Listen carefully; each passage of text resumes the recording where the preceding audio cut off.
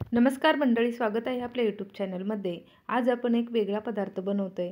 जे नॉनव्हेज खातात त्यांच्या लक्षात आलेच असेल की हे काय आहे। गावाकडे गेल्यानंतर भावाची फरमाईश म्हणून आम्ही हा पदार्थ बनवलेला आहे। सिटीमध्ये शक्यतो हा पदार्थ आपल्याला सहज खायला भेटत नाही आणि मिळतही नाही। पहिल्यांदाच बनवला परंतु खूप छान झाला।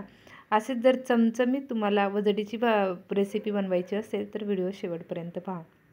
वजडी बनवण्यासाठी सर्वात प्रथम आपल्याला वजडी जी आहे ती एकदम स्वच्छ पाण्याने थंड पाण्याने जवळजवळ 8 ते 10 वेळा धुवून घेतलेली आहे आणि गरम पाण्याने 4-5 वेळा म्हणजे 10 ते 15 वेळा ही वजडी छान पाण्याने व्यवस्थित आपल्याला धुवून घ्यायची आहे, कारण तिचा वास येतो त्यामुळे। आता कढईमध्ये तेल टाकून घेतलेले आहे, त्यामध्ये हळद टाकून घ्यायची आहे आणि आपण ही स्वच्छ धुवून घेतलेली वजडी आहे ती टाकून घ्यायची आहे। ही वजडी भावानेच धुवून दिलेली आहे, कारण भावापुढेच आपले लाड चालतात। नवरोबाच्या पुढे आपल्याला स्वतःची कामे आपल्याला स्वतःच करावी लागतात, त्यानेच ही स्वच्छ पाण्याने ही वजडी धुवून घेतलेली आहे। आता बनवण्याचे काम माझं आहे। तेल, हळद, मीठ यामध्ये ही छान फ्राय करून घ्यायची आहे।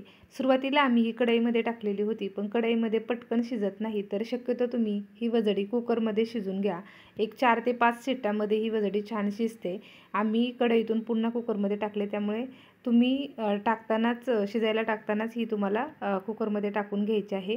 5 ते 7 शिट्ट्या झाल्यानंतर त्याच कढईमध्ये तेल टाकून कांदा टाकून घेतलेला आहे। कांदा छान ब्राऊन झाल्यानंतर त्यामध्ये आपल्याला टोमॅटो टाकून घ्यायचे आहे। टोमॅटो पटकन मेल्ट व्हावे म्हणून त्यामध्ये थोडेसे मीठ टाकून घ्यायचे आहे, त्यामुळे टोमॅटो लवकर मेल्ट होते आणि आपल्या भाजीची चवही खूप छान लागते। यामध्ये आपल्या आवडीनुसार मसाले टाकून घ्यायचे आहे। कांदा लसूण मसाला, लाल तिखट, मटन मसाला, धना पावडर, हळदी पावडर, आपल्या आवडीनुसार आपल्याला मसाले येथे टाकून घ्यायचे आहे। थोडीशी अद्रक लसणाची पेस्टही आपल्याला यामध्ये टाकून घ्यायची आहे। सर्व मसाला छान एकजीव होईपर्यंत येथे आपण मेल्ट करून घेतलेला आहे। तुम्ही पाहाल कलर त्याचा एकदम बदललेला आहे। जेवढे तुम्ही मसाले छान परतून घ्याल तितकं तुमची ती वजडी छान होणार आहे। आता वजडीच्या 6-7 शिट्ट्या झाल्यानंतर आपण यामध्ये टाकून घेतलेली आहे। आता ही छान एकजीव होईपर्यंत आपल्याला व्यवस्थित मिक्स करून घ्यायची आहे। वजडी व्यवस्थितच शिजली गेली पाहिजे, जर अर्धवट थोडी राहिली तर कच्ची लागते आणि ती चवीला चांगली लागत नाही। वजडी मी प्रथमच बनवली आणि सुरुवातीलाच या पद्धतीने बनवून खाल्ली, पण चवीला ती अप्रतिम झाली होती। वरून थोडी बारीक चिरलेली ताजी ताजी कोथिंबीर यामध्ये टाकून घेऊ। गावाकडील शेतातलीच ही कोथिंबीर आहे, त्यामुळे वासही फार अप्रतिम येतोय। या पद्धतीने पाणी आटेपर्यंत आपण ही पुन्हा फ्राय करून घेतलेली आहे।